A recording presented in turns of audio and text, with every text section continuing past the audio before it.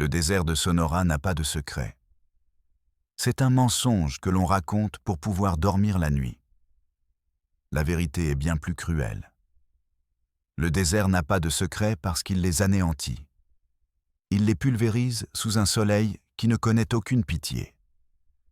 Il les transforme en poussière, en vent, en un silence si profond qu'il en devient douloureux. Chaque grain de sable est le fantôme d'une histoire non racontée. Chaque rocher est une pierre tombale pour un souvenir oublié. Mais certaines histoires refusent de mourir. Elles sont comme les cactus les plus tenaces. Elles s'accrochent à la vie avec leurs épines, se nourrissant de la douleur et de l'indifférence. Elles poussent dans la terre la plus aride, empoisonnée par la cruauté humaine. Et elles attendent. Elles attendent que quelqu'un ose regarder au-delà du mirage de la chaleur.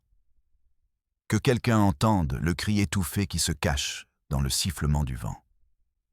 Voici l'une de ces histoires. Au centre géographique de nulle part, à des heures de la route la plus proche, dans un repli de la carte que la civilisation a décidé d'ignorer, il y avait un endroit, un ranch.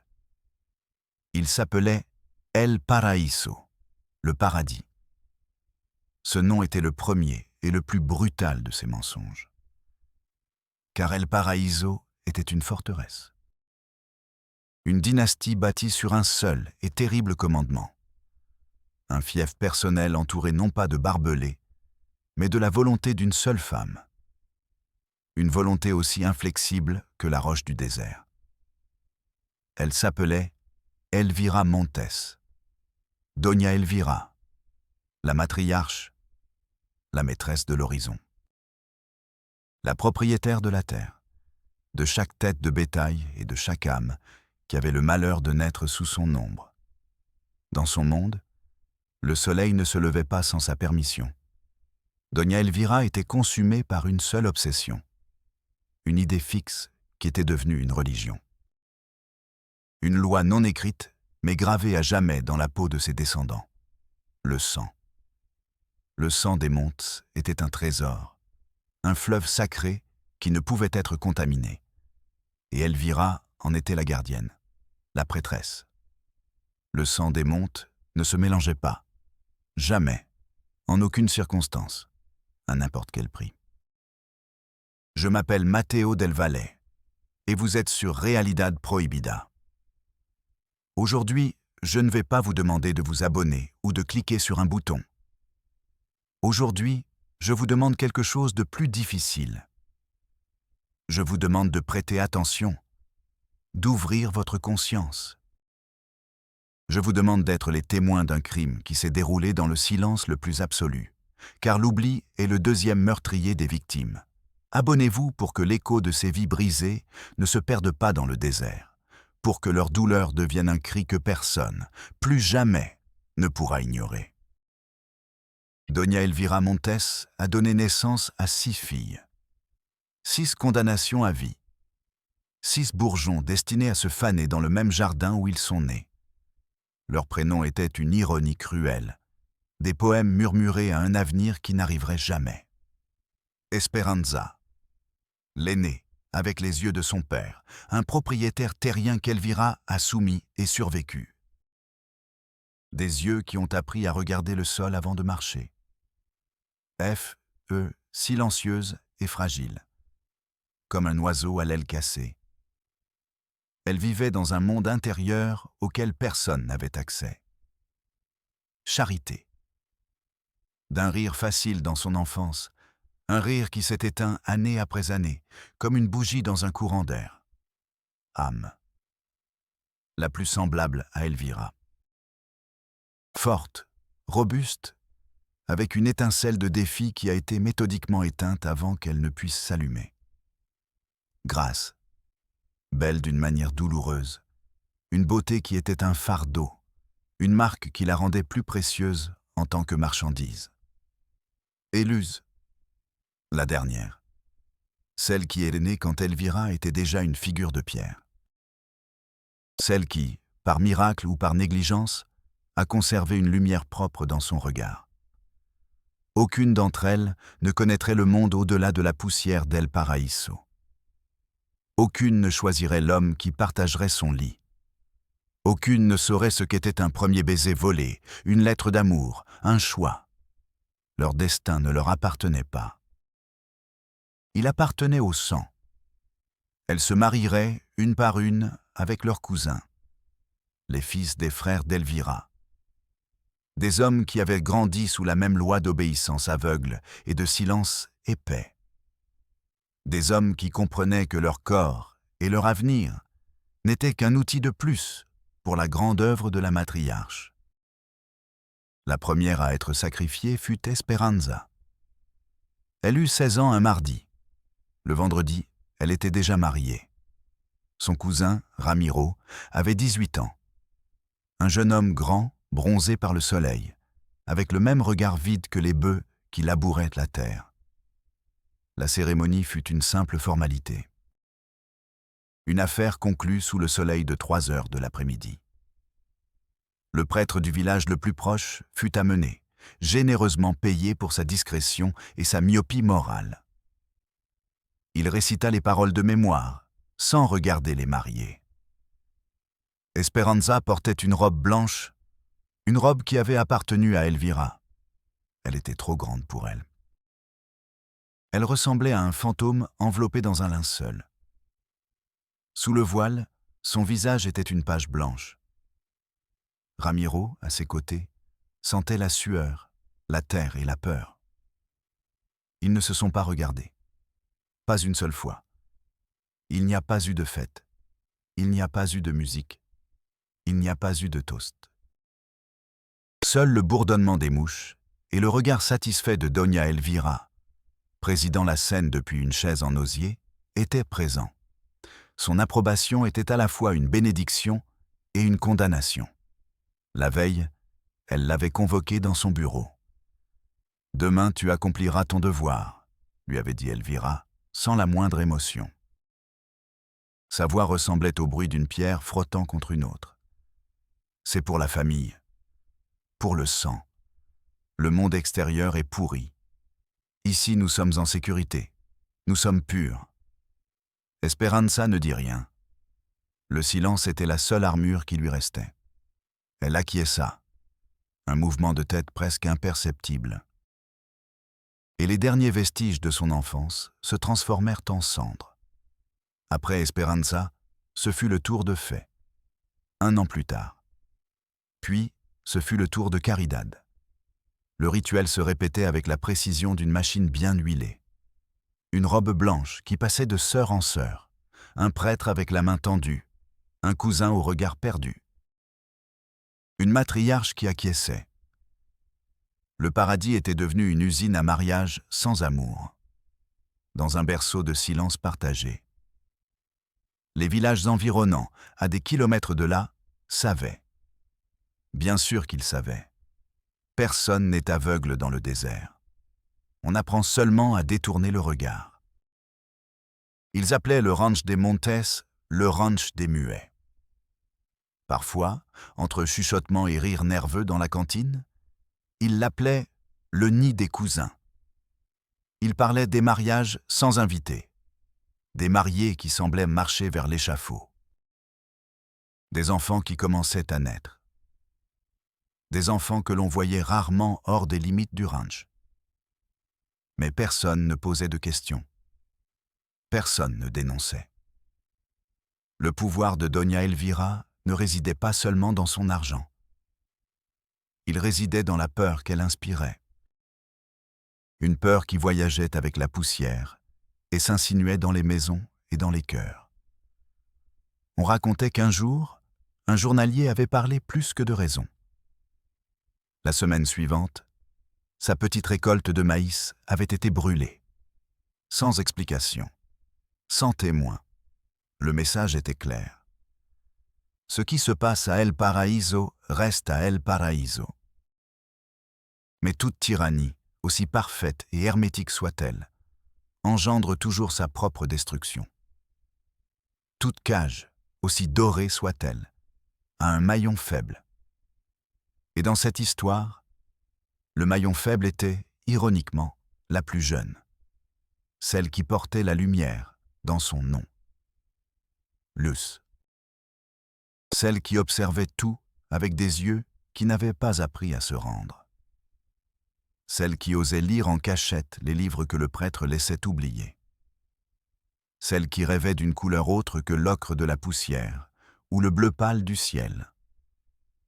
Et son rêve était sur le point d'entrer en collision avec le cauchemar de sa mère. Et de cette collision, seule une catastrophe pouvait naître. La fissure dans le mur d'El Paraíso n'a pas été ouverte par un tremblement de terre.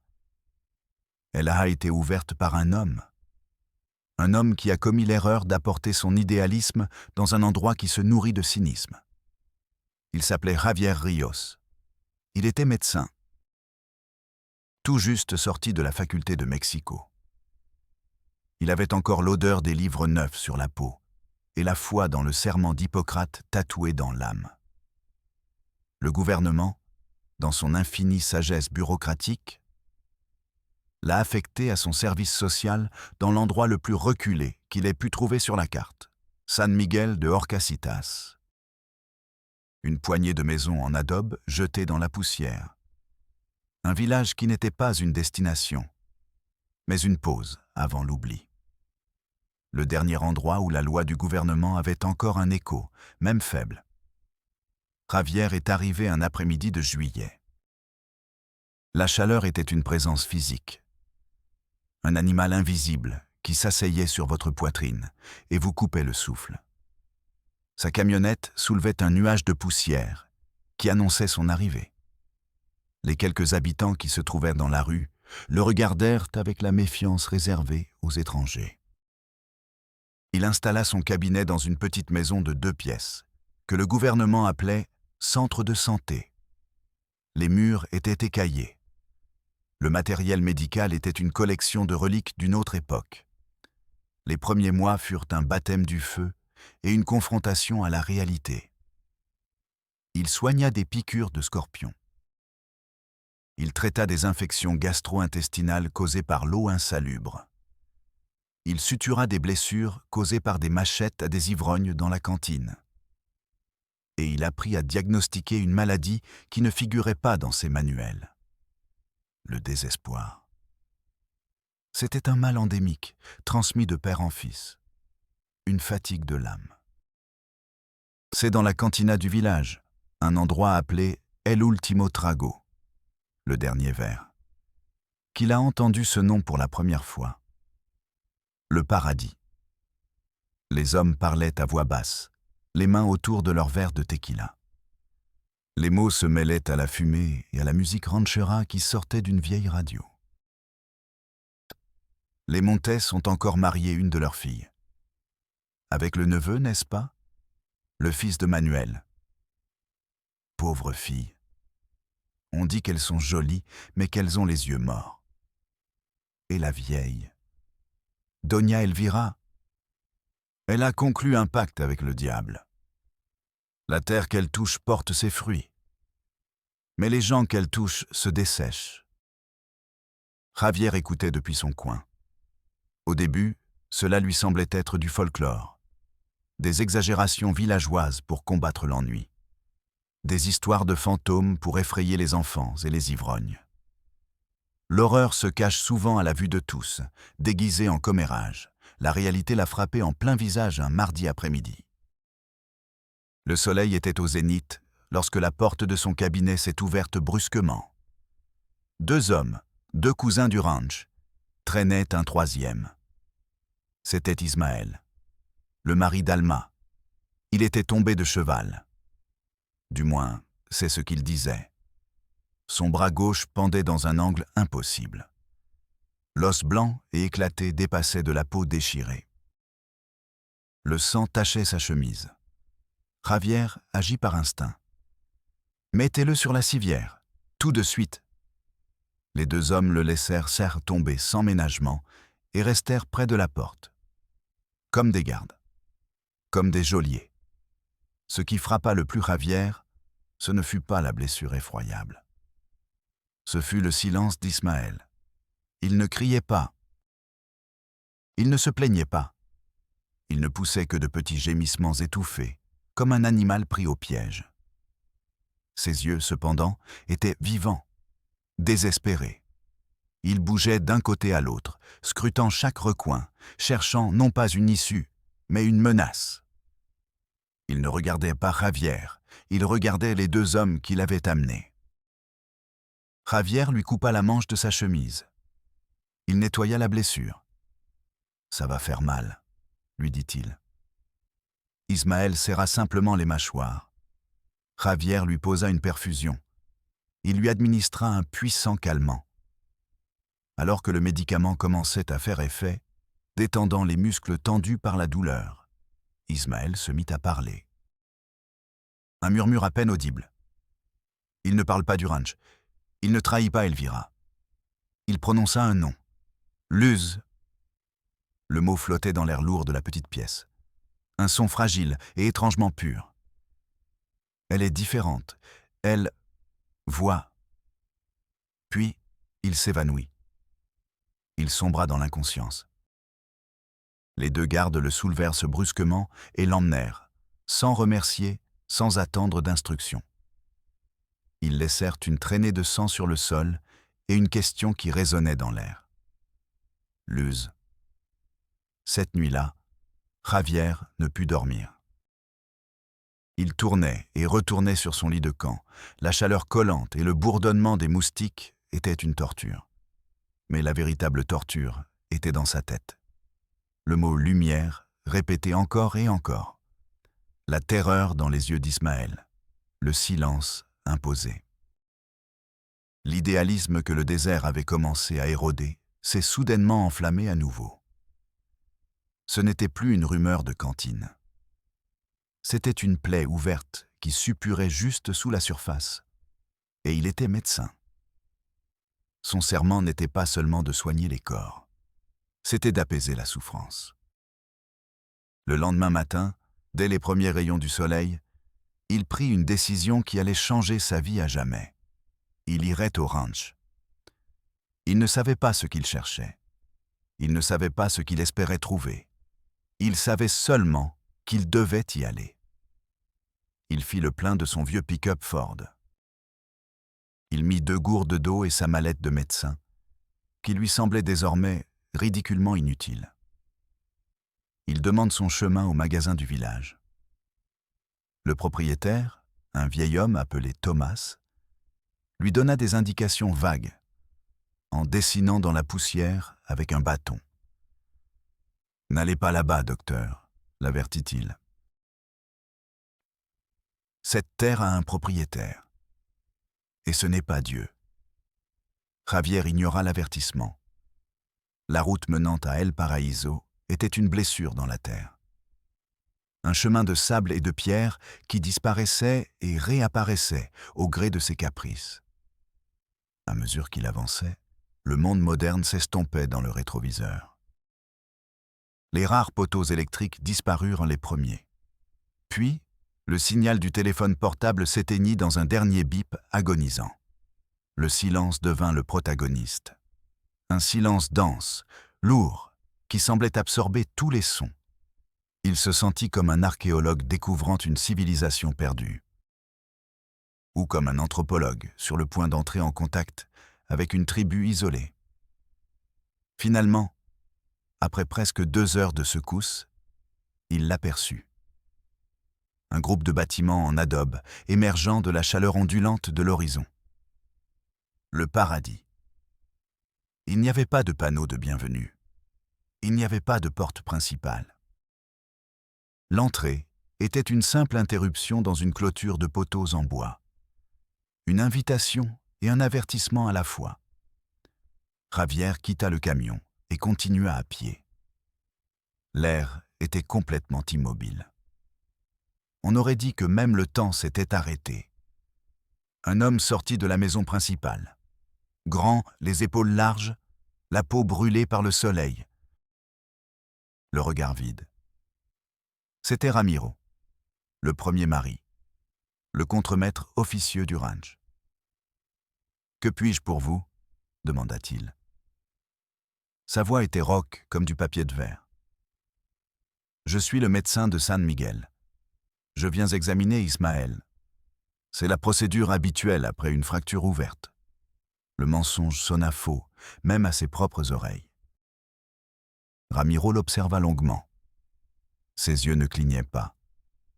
Ils étaient comme ceux d'un reptile. Ce n'est pas nécessaire. Il va bien. Il a déjà quelqu'un pour s'occuper de lui. La phrase était comme un mur. Une frontière invisible, mais infranchissable. J'insiste, dit Javier, essayant de paraître professionnel. C'est ma responsabilité. Votre responsabilité s'arrête là où commence cette terre, répliqua Ramiro. Le ton ne monta pas, mais la menace était palpable. Partez. Javier sut qu'il avait perdu cette bataille. Il s'était heurté à la loi d'Elvira sans même l'avoir vue. Il se retourna, accablé par le poids de la défaite. Le soleil semblait se moquer de lui. Et à ce moment précis, il la vit. Dans le rectangle sombre d'une fenêtre du 2e étage de la maison principale. Une silhouette, un visage de femme. Pendant une seconde, leurs regards se croisèrent à travers la distance, à travers l'air vibrant de chaleur. Il n'y avait pas de peur dans ses yeux. Il n'y avait pas de demande d'aide. Il y avait quelque chose de bien plus dévastateur. Un défi. Une question silencieuse qui voyagea comme une flèche et se planta dans la poitrine de Javier. « C'est toi ? Après tout ce temps, c'est toi qui vas oser ?» C'était Luz. Ça ne pouvait être qu'elle. La connexion dura un souffle. Puis, une main, la main d'une femme âgée, apparut à la fenêtre et la repoussa brusquement. La silhouette disparut dans l'obscurité de l'intérieur. Javier resta paralysé. Son cœur battait fort dans ses oreilles. Il retourna à son camion comme un automate. Le trajet du retour fut flou. Le silence du désert n'était plus paisible. C'était un silence coupable. Complice. Les ragots de la cantine, les yeux d'Ismaël, le regard de Luz, les pièces s'emboîtaient pour former une image monstrueuse. Cette nuit-là, le jeune idéaliste qui était arrivé de Mexico mourut. À sa place naquit un homme avec une mission. Déterrer le secret que le désert de Sonora protégeait si jalousement. Il ne savait pas comment. Il ne savait pas à quoi il faisait face. Mais la question dans les yeux de Luz était désormais un ordre. Et il n'avait jamais été doué pour désobéir. Javier Rios cessa d'être médecin. Il devint chasseur. Mais sa proie n'était pas un animal, c'était la vérité. Une bête insaisissable et dangereuse qui se cachait dans les entrailles d'El Paraíso. Son cabinet se transforma en centre d'opération. Les murs, auparavant nus, se remplirent d'armures de cartes improvisées de la région, dessinées à la main. Il notait chaque petit détail, chaque rumeur, chaque information, aussi insignifiante soit-elle. Il a essayé de parler à nouveau aux habitants de San Miguel. Cette fois-ci, non pas en tant qu'étranger, mais en tant que personne cherchant de l'aide. « Thomas, vous avez vécu ici toute votre vie, » a-t-il dit au vieil homme de la boutique. « Que savez-vous vraiment des Montes ?» Thomas secoua la tête tout en pesant 1 kilo de haricots. « Docteur, il y a des puits dans lesquels il vaut mieux ne pas jeter le seau, car on ne sait pas ce qu'il y a au fond. Cette ferme est l'un de ces puits. » Il tente sa chance avec le commissaire Ephraïn, l'homme dont la principale fonction semblait être de garder au chaud la chaise de son bureau. « Commissaire, vous devez faire quelque chose. Il y a des gens enfermés là-bas. » Ephraïn essuya la sueur de son front avec un mouchoir. « Écoutez, docteur. Y a-t-il un cadavre? Y a-t-il une plainte signée? Non. Il n'y a que vos suppositions. Doña Elvira paie ses impôts. Elle crée des emplois. Et surtout, elle ne me cause aucun problème. Si vous voulez vous en créer un, c'est votre affaire. Mais ne m'impliquez pas là-dedans. Le système n'était pas aveugle. Il était complice par omission. Son inaction était une forme de permission.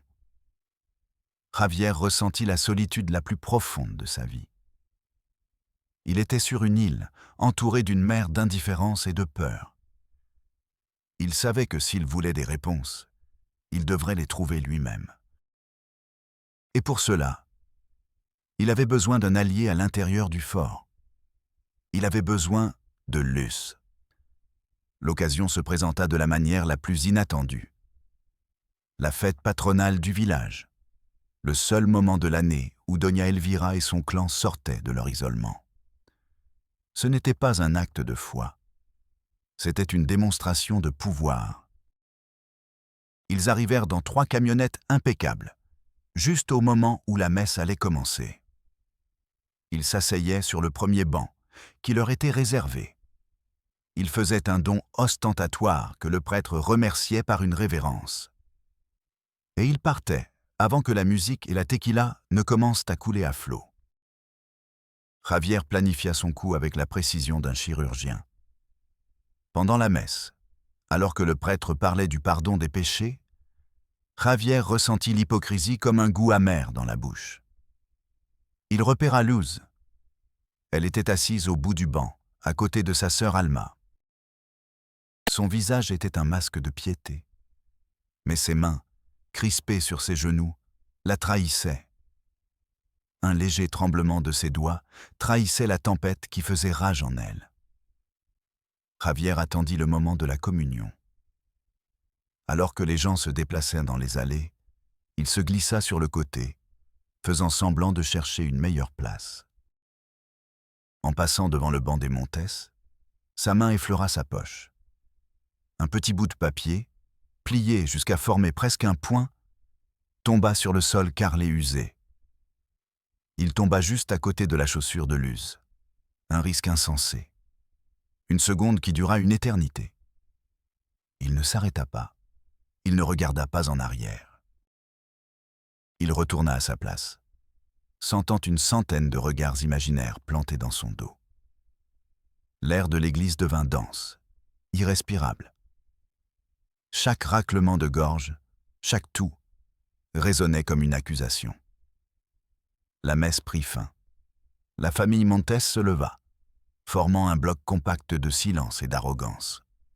Javier observait, retenant son souffle. Luz fut la dernière à se lever. Elle s'inclina, d'un mouvement fluide et naturel, comme si elle avait laissé tomber la barrette qui ornait ses cheveux. Sa main effleura le sol et le papier disparut. Elle se redressa et suivit sa famille hors de l'église, sans regarder personne. Le message était court, un pari tout ou rien. Grenier à grains. Minuit. À l'aide. Javier passa le reste de la journée dans un état d'anxiété fébrile. Allait-il y aller? Était-ce un piège?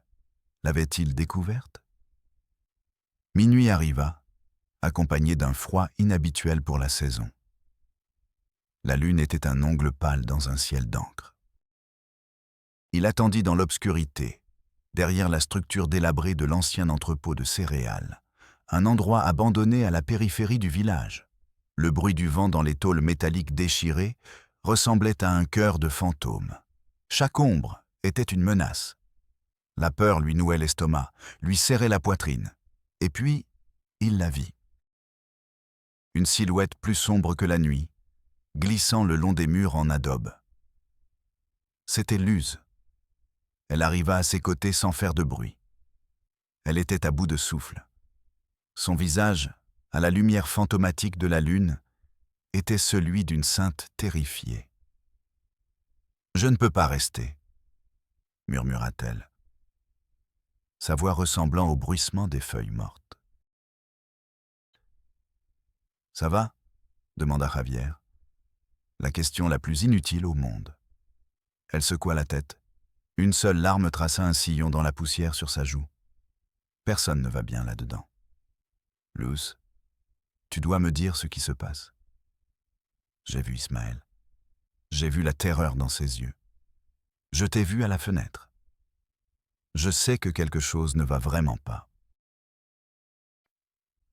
Luz regarda autour d'elle, dans l'obscurité qui les entourait, comme si les ombres pouvaient avoir des oreilles. Elle prit une profonde inspiration, un effort douloureux.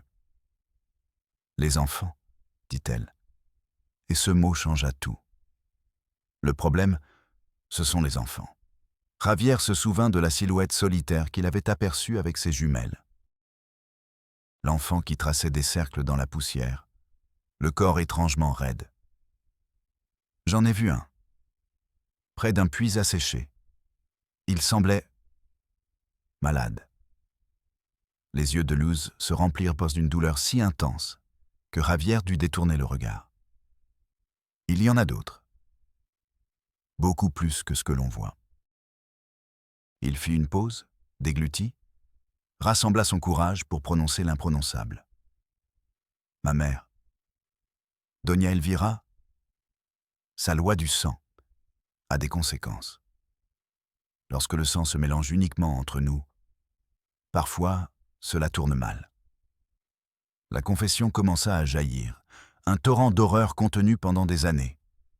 Lorsqu'un bébé naît avec un défaut, ma mère l'appelle un ange déchu, une âme qui n'a pas trouvé son chemin.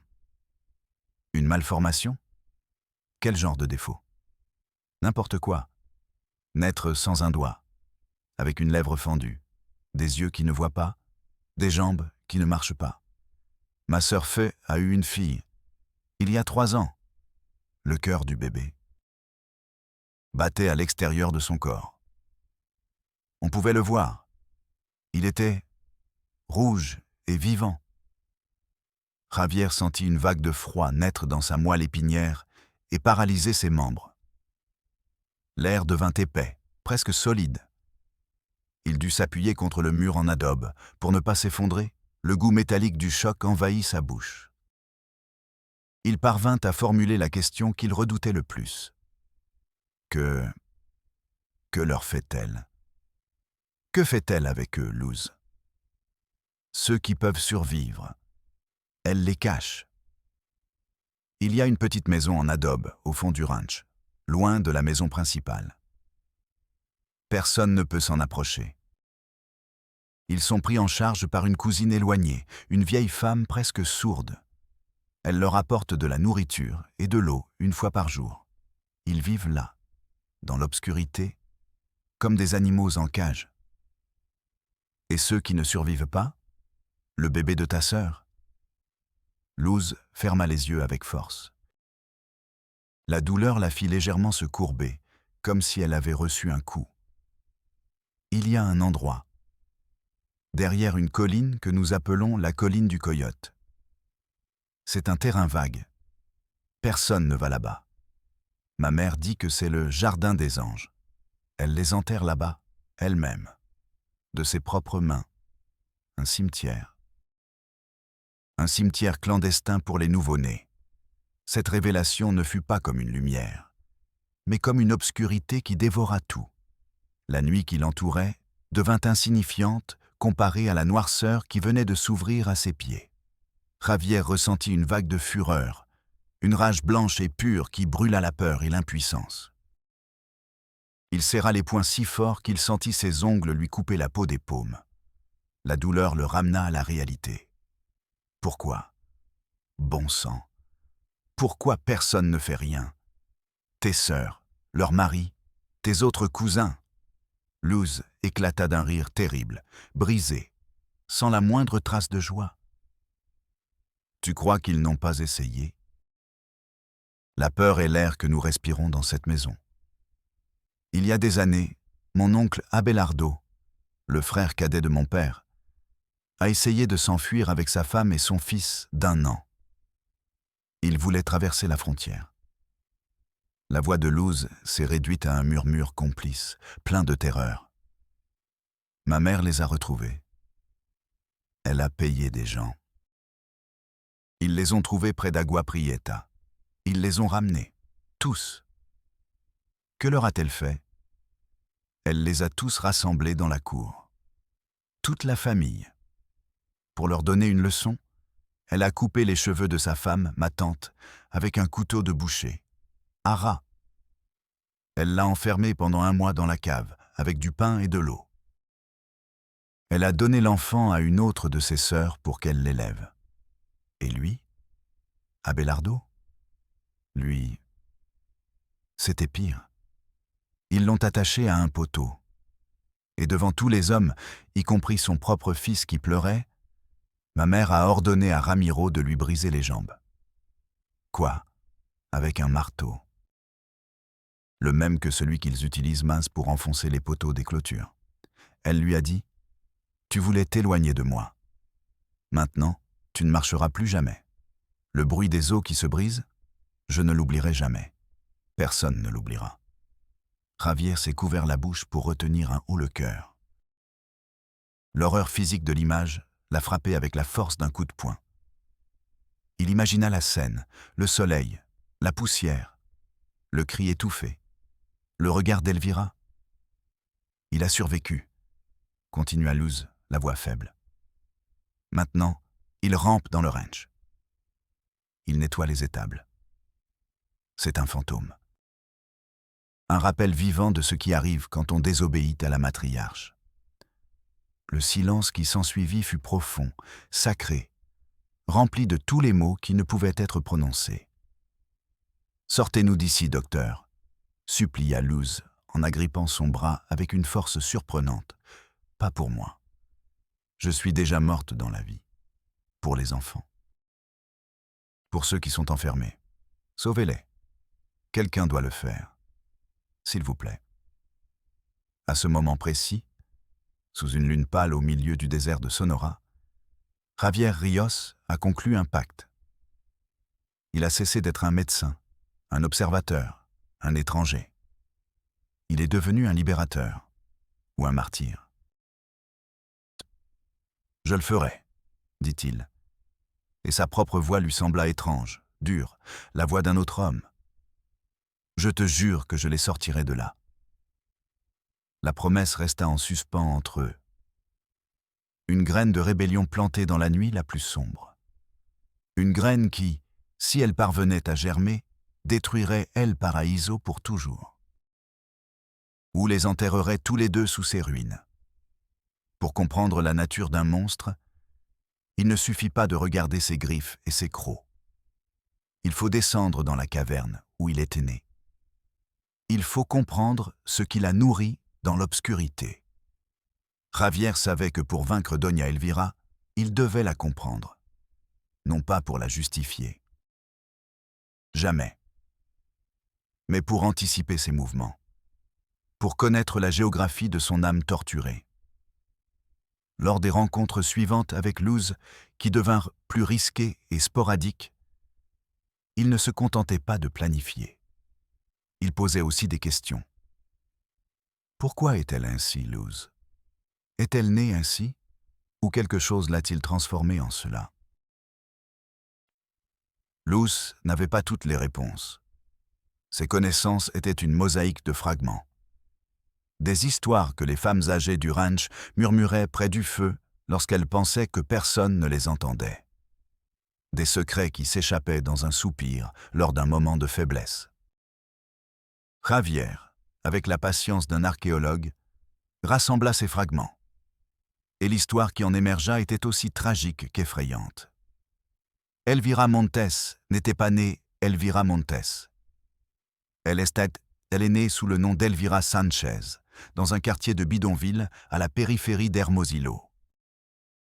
Un endroit où les rues étaient en terre battue, les toits en tôle et la faim constante.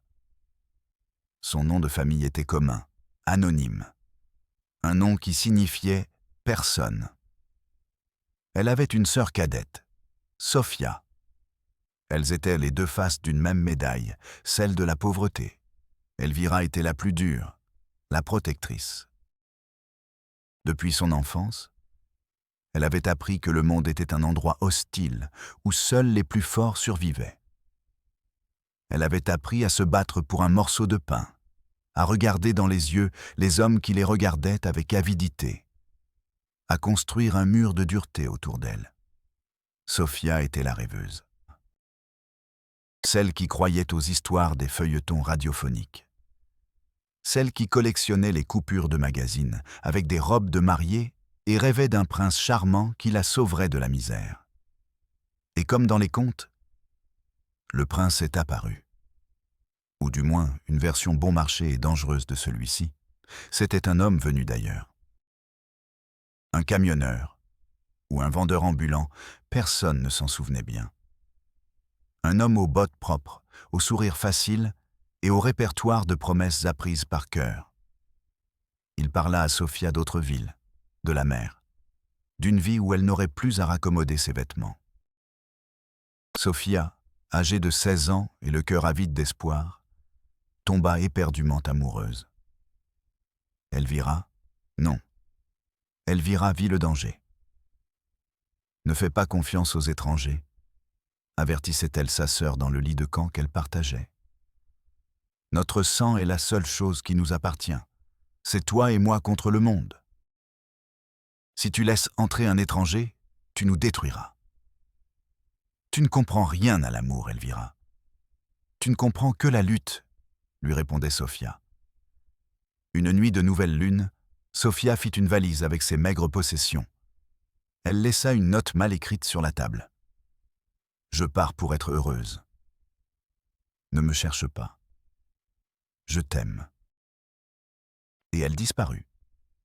Elvira la chercha, avec la fureur d'une louve qui a perdu son petit. Elle parcourut les gares routières, les cantines, les villages poussiéreux. Elle montrait une photo usée de Sophia à des gens qui la regardaient avec indifférence. Personne ne savait rien. L'homme et la jeune fille s'étaient volatilisés. Le temps passa. 1 mois. 6 mois. 1 an. L'espoir d'Elvira se mit à pourrir, se transformant en une croûte de ressentiment et de haine. Haine envers l'homme sans nom. Haine envers un monde qui engloutit les fiables pauvres. Haine envers la faiblesse de sa propre sœur. 1 an et demi après sa fuite, la police la retrouva. Des enfants qui jouaient près d'un canal d'irrigation trouvèrent un corps. Ou ce qu'il en restait. Ils durent l'identifier grâce à un petit grain de beauté sur son épaule. Le seul détail que les médecins légistes purent sauver de cette brutalité. Le rapport officiel était une litanie d'horreurs qui s'est gravée dans la mémoire d'Elvira, mot pour mot. Abandon, prostitution, overdose, violence. Le prince charmant l'avait vendue au plus offrant et l'avait laissé mourir dans un fossé. Au moment où Elvira vit le corps recouvert d'un drap à la morgue, quelque chose en elle mourut à jamais.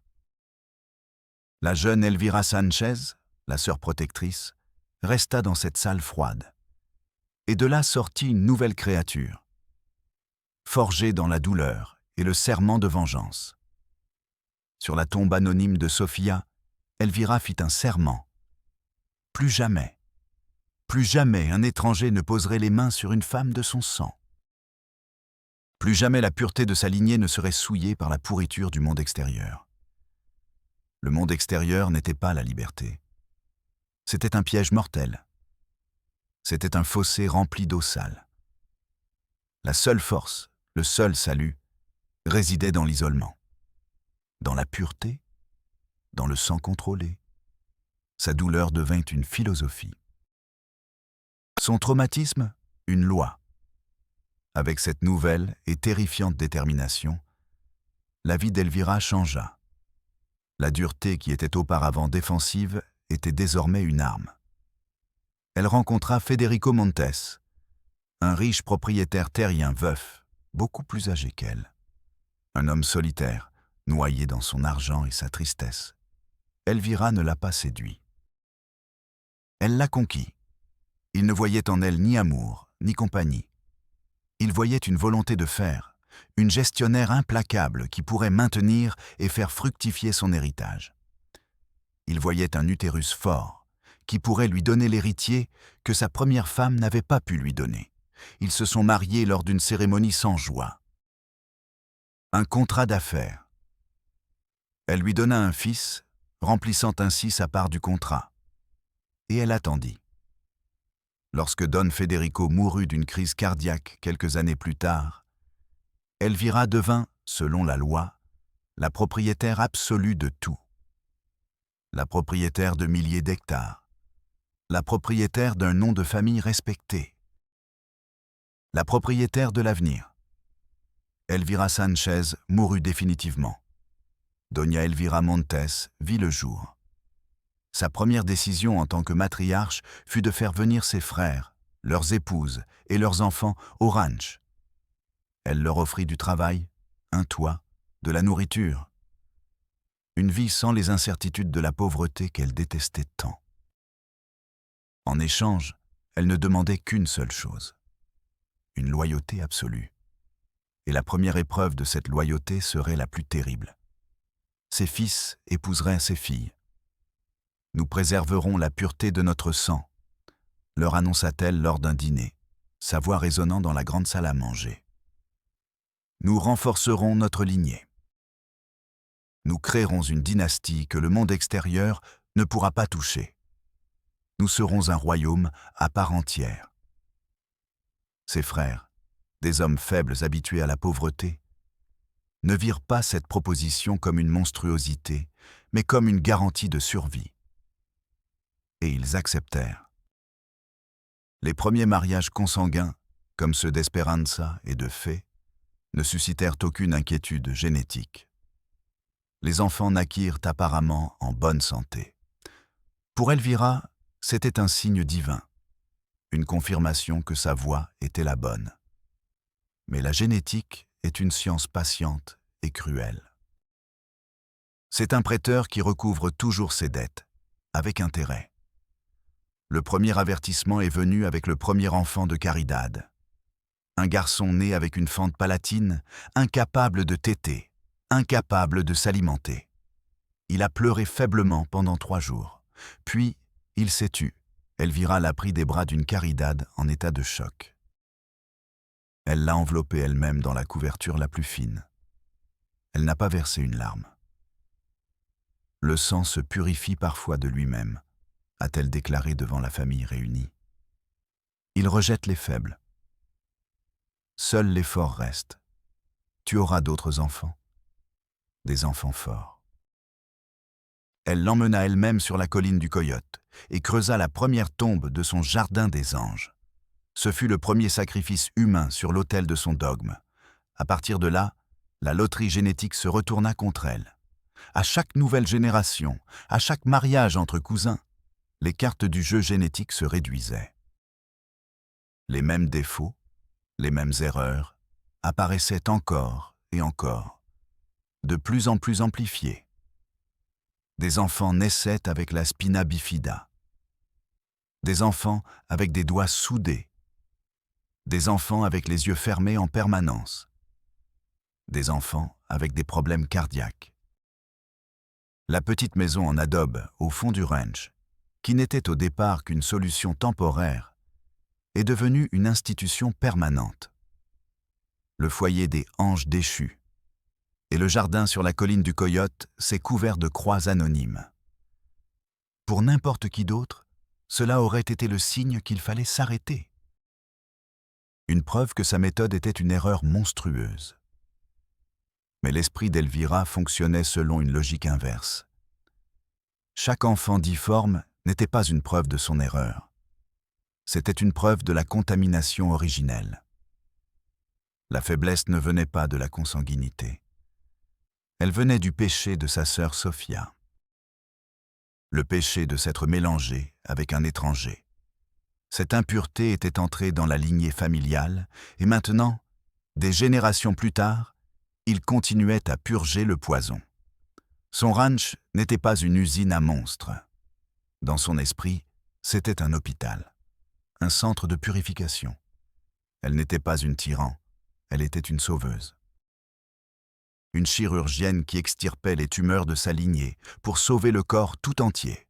Javier écoutait ces bribes d'histoire racontées par Luz dans l'obscurité du désert, et le froid qu'il ressentait n'était pas dû au vent de la nuit. C'était le froid de la compréhension. Il n'était pas confronté à une simple criminelle. Il était confronté à une fanatique religieuse, la grande prêtresse d'un culte à elle seule, bâti sur le cadavre de sa sœur. Pour libérer El Paraíso, il ne suffisait pas de défoncer une porte. Il fallait dynamiter les fondements de sa foi. Il fallait lui prouver, à elle et au monde entier, que son Dieu était un démon. Et que son paradis était en réalité un enfer. Armé de la vérité, une vérité aussi tranchante et dangereuse qu'un fragment d'obsidienne, Javier comprit qu'il ne pouvait pas franchir la prochaine étape seul. L'histoire d'Elvira, sa logique tordue, faisait de la ferme bien plus qu'une simple scène de crime. C'était une forteresse idéologique. Pour abattre ces murs, la force d'un seul homme ne suffisait pas. Il avait besoin du poids de la loi, du pouvoir de l'État. Naïvement, il croyait que le système, une fois alerté, agirait. Il croyait que la machine judiciaire, bien que lente, se mettrait en marche face à l'évidence d'une telle horreur. Ce fut sa plus grande erreur. Son premier voyage le conduisit à Hermosillo, la capitale de l'État. Il a conduit pendant 3 heures, le soleil matinal frappant le pare-brise. À côté de lui, sur le siège passager, il transportait un dossier. À l'intérieur se trouvait l'horreur transcrite. Ses notes des conversations avec Luz, des dates, des noms. La description de la maison des Anges. La carte improvisée de la colline du Coyote. Le récit du châtiment d'Abélard. C'était un document brûlant au toucher. Après avoir longuement insisté, il obtint un rendez-vous avec un substitut du procureur, un homme du nom de Vargas. Son bureau était froid, impersonnel, climatisé et meublé de mobilier sombre. Il y régnait une odeur de pouvoir et de café cher. Vargas était un homme d'une 50aine d'années, vêtu d'un costume impeccable et affichant une expression d'ennui professionnel. Il écouta Javier sans l'interrompre, les mains formant une pyramide parfaite sur la table en acajou. Javier parlait avec l'urgence de celui qui a vu l'abîme. Sa voix se brisait parfois sous l'effet de la frustration pure. Il déploya son histoire, son dossier, sa conviction, sur le bureau poli. Lorsqu'il eut terminé, un silence glacial envahit le bureau. Vargas soupira. Un long soupir, théâtral. « Docteur Rios » commença-t-il, sa voix aussi douce que le cuir de son fauteuil. « J'admire votre passion. Vraiment. Mais soyons pratiques. Qu'avez-vous ici ?» Il prit le dossier entre 2 doigts, comme s'il était sale. « Vous avez le témoignage d'une source anonyme. Une femme qui, de votre propre aveu, est terrifiée et pourrait ne pas être disposée à témoigner. Vous avez des observations faites à distance avec des jumelles. Et vous avez beaucoup de rumeurs. » « Ce ne sont pas des rumeurs, » s'écria Javier, incapable de se contenir. « Ce sont des faits. Il y a des enfants prisonniers. Il y a un cimetière illégal. » Vargas resta impassible. « Prouvez que ce ne sont pas des rumeurs. Avez-vous vu ces enfants de près? Êtes-vous entré dans cette maison? Avez-vous creusé dans cette colline et trouvé quelque chose? Avez-vous une photo? Un enregistrement? Non, mais si on me donnait un ordre... » commença Javier. « Et je ne peux pas vous donner d'ordre sur cette base, » l'interrompit Vargas en laissant tomber le dossier sur la table avec un bruit sourd et définitif. Doña Elvira Montes est une citoyenne exemplaire, l'une des plus grandes employeuses de la région. Ses dons à des campagnes politiques, à des œuvres caritatives, sont de notoriété publique. Vous rendez-vous compte de ce que vous me demandez? D'envoyer mes hommes faire irruption dans la propriété d'une femme comme elle, sur la base du récit d'un médecin nouvellement arrivé? Le mot « récit » fut comme une gifle. Mon conseil, docteur, et c'est un conseil amical, retournez dans votre village. Occupez-vous de vos affaires. Il y a de vraies maladies à soigner. Laissez les histoires d'horreur pour le cinéma. Javier se leva. Il se sentait étourdi. Le bureau semblait penché. La froideur du système était plus violente que n'importe quel cri. Il sortit sans dire au revoir, laissant le dossier sur la table. Il savait que son destin était une déchiqueteuse à papier. L'air chaud de la rue le frappa, mais il ne parvint pas à faire fondre la glace qui s'était formée en lui. Il n'abandonna pas. Si la loi ne voulait pas voir le crime, peut-être que le côté humain du système, celui de la protection sociale, le ferait. Il chercha le bureau du développement intégral de la famille, le DIF. C'était un bâtiment gouvernemental labyrinthique. Des couloirs interminables, peints d'une couleur beige déprimante. L'air sentait le désespoir et les vieux dossiers. Après une longue attente, il fut reçu par une assistante sociale, Carmen Mendoza. Une femme d'âge moyen, avec des cernes profonds et un regard qui avait vu trop de souffrance. En elle, Javier trouva une lueur d'espoir. Carmen l'écouta attentivement. Elle posa des questions. Elle prit des notes sur un bloc-notes aux feuilles jaunes. Son visage ne montrait pas l'indifférence de Vargas, mais une inquiétude grandissante. C'est une barbarie, dit-elle lorsque Javier eut terminé. Sa voix n'était plus qu'un murmure horrifié. Si ce que vous dites est vrai, c'est le pire cas d'abus que j'ai entendu en 20 ans de carrière. Tout est vrai. Et cela se passe en ce moment même, insista Javier. Nous devons ouvrir un dossier. Lancer une enquête. Mais les protocoles sont très stricts. Nous devons informer un juge aux affaires familiales, coordonner avec la police municipale, avec la police d'État. Et comme il s'agit d'une propriété privée très isolée, c'est un cauchemar juridictionnel. Combien de temps cela prend-il ? Carmen soupira, un soupir de pure fatigue bureaucratique. Des semaines. Peut-être des mois. Ces enfants n'ont pas des mois. Je sais, docteur, croyez-moi, je le sais. Je ferai tout mon possible. Je vais classer cette affaire comme prioritaire. Je vais la transmettre à mon supérieur dès aujourd'hui. Javier l'a cru. Il vit dans ses yeux une empathie sincère. Il lui laissa son numéro et retourna à San Miguel avec une petite et fragile lueur d'espoir. Cette lueur dura exactement 2 semaines. 2 semaines de silence, sans nouvelles. Le seul appel qu'il reçut était une communication presque inaudible de Luz, depuis un téléphone qu'elle avait réussi à utiliser en cachette.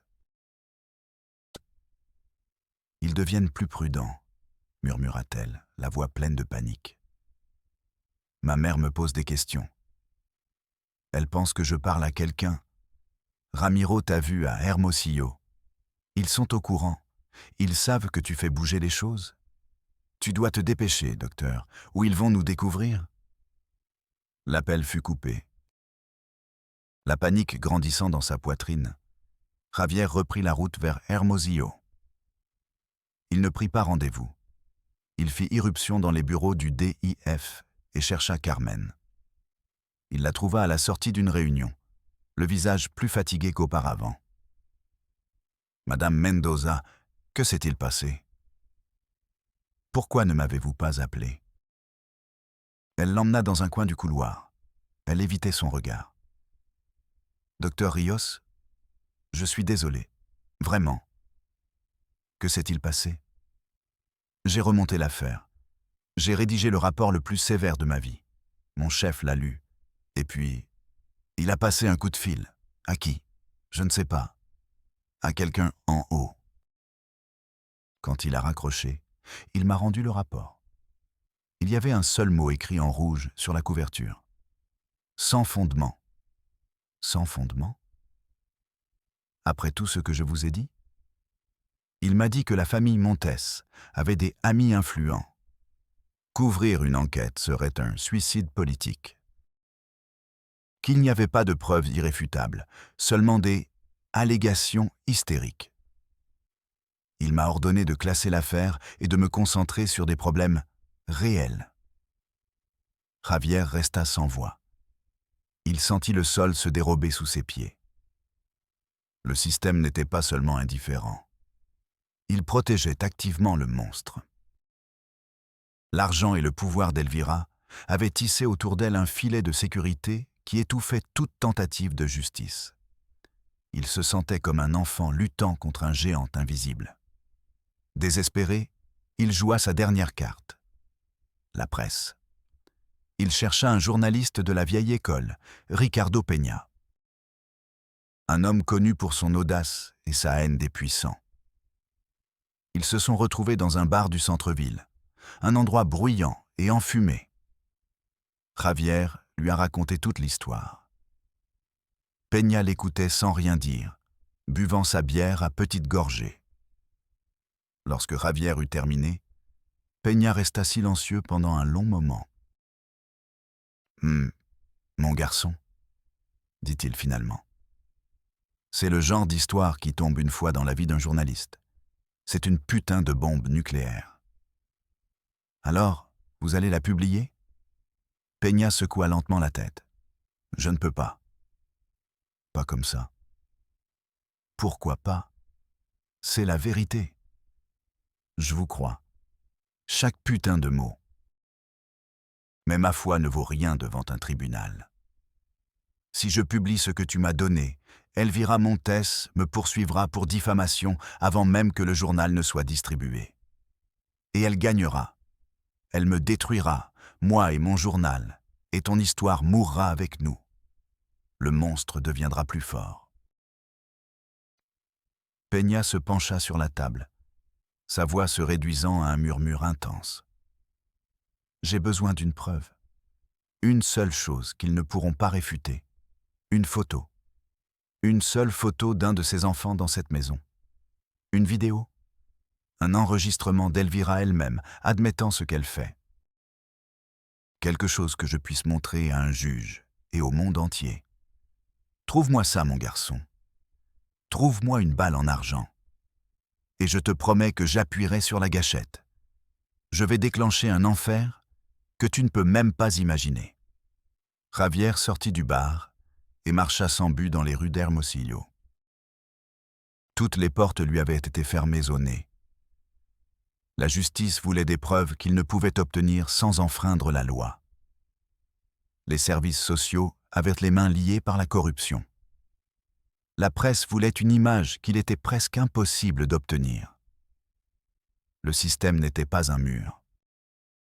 C'était un labyrinthe de miroirs, conçu pour refléter votre propre impuissance jusqu'à vous rendre fou. Il retourna à San Miguel cette nuit-là, sous un ciel sans étoiles. Le désert, avec son immensité silencieuse, ne lui semblait plus être un lieu de paix. Il lui semblait être le théâtre idéal pour un crime parfait. Il s'assit dans l'obscurité de son cabinet.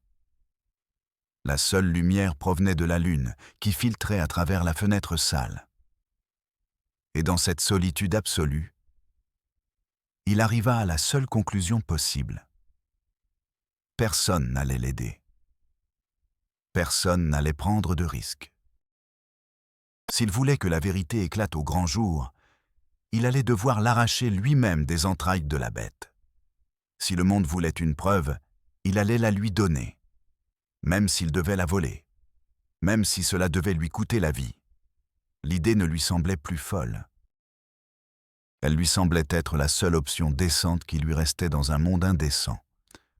La défaite se transforma en un calme glacial. Javier Rios, le médecin, l'idéaliste, le suppliant, mourut lors de ce voyage de retour depuis Hermosillo. L'homme qui conduisait à travers le désert dans l'obscurité était un autre. Un homme dépouillé de tout sauf d'un but. Il ne recherchait plus la justice. La justice était un luxe pour un monde qui fonctionnait. Il recherchait la perturbation, le chaos. Une explosion si grande que personne ne pourrait détourner le regard. Le plan est né du désespoir. Il a été conçu dans des chuchotements codés au téléphone avec Luz et dans des notes transmises par un journalier corrompu qui se rendait parfois au village. C'était un plan suicidaire. Il avait plus de chances d'échouer que de réussir. Mais c'était tout ce qu'ils avaient. Le catalyseur serait la nature. L'une de ces violentes tempêtes estivales sporadiques qui s'abattent sur le désert de Sonora. Une mousson qui transforme les ruisseaux asséchés en rivières déchaînées et le ciel en une symphonie de tonnerre. La tempête serait leur camouflage. Le chaos du ciel couvrirait leur propre chaos sur terre. Le plan était d'une simplicité brutale. Au plus fort de la tempête, Javier entrerait dans le ranch par l'arrière, par une partie de la clôture que le journalier avait affaiblie. Luz le trouverait et le guiderait jusqu'à la maison des anges. Javier n'irait pas tous les sauver. C'était impossible. Il irait chercher une preuve vivante. Il emmènerait l'un des enfants. Celui qui semblait le plus fort, celui qui avait le plus de chances de survivre à un voyage mouvementé. Et il l'emmènerait directement au bureau du journal de Ricardo Peña, à Hermosillo. Il ne le présenterait pas comme un patient ayant besoin d'aide. Il le présenterait comme la preuve A. Une preuve matérielle qui respirait. Ils ont attendu pendant 3 longues semaines. 3 semaines où chaque jour était une torture de tension. Javier dormait à peine. Luz, dans ses brèves communications, semblait de plus en plus terrifiée. Elle sentait le nœud coulant du soupçon de sa mère se resserrer autour de son cou. Finalement, le ciel a eu pitié. Un après-midi d'août, l'horizon s'est teinté d'un violet malsain. L'air est devenu lourd, électrique. Les animaux se sont tus. La tempête est arrivée avec la fureur d'un dieu vengeur. Le ciel se déchira dans des éclairs. Le tonnerre secouait la terre. La pluie ne tombait pas. Elle s'abattait en rideaux d'eau si denses qu'ils effacèrent le monde. L'heure était venue. Javier enfila de vieilles bottes, une veste imperméable et mit une couverture sèche et une lampe de poche dans un sac en plastique. Il conduisit son camion sur les chemins boueux jusqu'à ce qu'il soit impossible d'avancer davantage. Il parcourut le reste du chemin, près de 2 kilomètres, à pied, s'enfonçant dans la boue, le vent hurlant dans ses oreilles. Il arrive à la clôture affaiblie. Il la franchit. Il était en territoire ennemi. Luz l'attendait près d'un vieux hangar, silhouette à peine visible dans la pénombre de la tempête. Elle était trempée, tremblant de froid et de peur. Il n'y avait pas de temps pour les mots. Un regard, un signe de tête. Et ils coururent. Ils coururent à travers la cour transformée en bourbier, accroupis, utilisant le grondement du tonnerre pour couvrir le bruit de leurs pas. La maison des anges se trouvait au fond, isolée. Une construction en adobe sans fenêtre, ressemblant davantage à une tombe qu'à une habitation. La porte était fermée par un verrou en bois depuis l'extérieur. Javier n'hésita pas. Avec toute la force de sa rage et de son désespoir, il la frappa de l'épaule. 1 fois, 2 fois. À la 3e, le bois pourri céda dans un craquement. L'odeur qui s'échappa de l'intérieur fut un choc physique. Une odeur dense, nauséabonde, de maladies non soignées, d'urine, d'enfermement et de tristesse. Javier alluma sa lampe torche. Le faisceau lumineux transperça l'obscurité. Et il vit l'horreur dans toute son ampleur.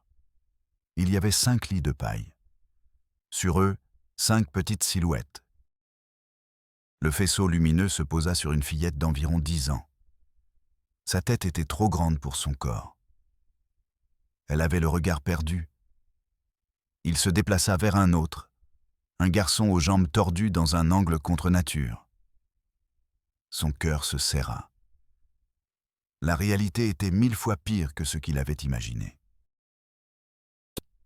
Celui-là, murmura Luz en désignant un coin sombre. Il s'appelle Matteo. Il a 5 ans. C'est le plus fort. Javier dirigea la lumière. Il vit un petit garçon recroquevillé en boule. Il avait les cheveux en bataille et de grands yeux effrayés. Mis à part son extrême maigreur, il n'avait aucune malformation visible. « Matteo, » dit Javier, d'une voix aussi douce que possible, « je ne te ferai pas de mal. Je viens te sortir d'ici. » L'enfant se recroquevilla encore plus. Javier s'approcha lentement et l'enveloppa dans la couverture sèche. Le petit corps tremblait violemment. À ce moment-là, un éclair illumina la cour. À travers la porte cassée, ils aperçurent une silhouette qui courait vers la maison principale. C'était l'un des cousins, qui était sorti pour mettre le bétail à l'abri. Il les avait vus. Un cri déchira l'air, plus aigu que le tonnerre lui-même. « Au voleur !»« Va-t'en !» cria Luz à Javier en le poussant vers la porte. « Va-t'en maintenant !»« Je dirai que tu m'as forcé, je dirai que tu m'as attaqué. Cours !» Javier la regarda une dernière seconde. Il vit dans ses yeux non pas de la peur, mais une détermination à toute épreuve. Le sacrifice ultime. Il n'y réfléchit plus. Il sortit de cette masure infernale avec l'enfant dans les bras et courut. Il entendit des cris derrière lui. Le nom de Ramiro, celui d'Elvira. Il courut avec la force que seule la terreur peut donner. Le petit corps dans ses bras était lourd, mais c'était aussi son carburant. Il arrive à la camionnette, les poumons en feu. Il jeta l'enfant, enveloppé dans la couverture, sur le siège passager et ferma la porte. Le moteur toussa mais démarra. Les roues s'enfoncèrent dans la boue, patinant, cherchant de l'adhérence. Dans le rétroviseur, il vit les lumières de plusieurs lampes torches s'approcher de lui comme des yeux de loup dans la nuit. Et au milieu de tous, la silhouette grande et majestueuse de Doña Elvira. Elle se tenait debout sous la pluie torrentielle, impassible, regardant son secret, sa preuve vivante, lui être arrachée. Son visage, éclairé par un éclair, était un masque de fureur apocalyptique. Javier appuya sur l'accélérateur. Le camion finit par prendre de la vitesse et s'élança dans l'obscurité. Il conduisit comme un possédé, toute la nuit, sans s'arrêter. L'enfant à ses côtés, après un moment, cessa de trembler. Il s'endormit, épuisé par la peur. Le soleil se levait, teintant le ciel d'orange et de rose, lorsque Javier arriva à Hermosillo. La ville s'éveillait. Les gens allaient au travail, faisaient leurs courses, inconscients du drame qui s'était déroulé au cœur du désert. Il ne s'arrêta pas. Il se rendit directement au bureau du journal La Voz de Sonora. Il monta les escaliers en courant. Il fit irruption dans la salle de rédaction, qui commençait à se remplir de journalistes, une tasse de café à la main. « Peña !» cria-t-il d'une voix brisée. Ricardo Peña sortit de son bureau, l'air fatigué. Il vit Javier, couvert de boue, les yeux exorbités. Il vit le paquet qu'il portait dans ses bras. Javier, d'un geste lent et solennel, déroula la couverture. Toute la rédaction resta dans un silence de mort. L'enfant, Matteo, cligna des yeux, ébloui par la lumière artificielle. Il regarda autour de lui avec ses grands yeux terrifiés. Peña resta paralysé pendant un instant. Son visage passa du choc à la colère, puis finalement à une froide et prédatrice détermination professionnelle. « Bon Dieu !» murmura-t-il.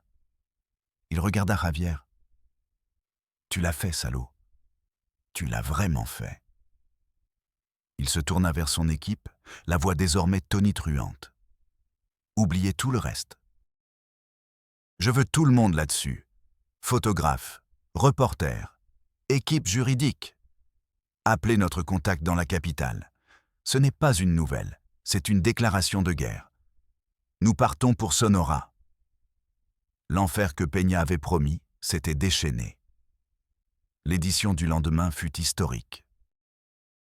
La photo en pleine page du visage effrayé de Mateo, avec le titre « Le jardin secret de l'horreur », secoua l'État et le pays.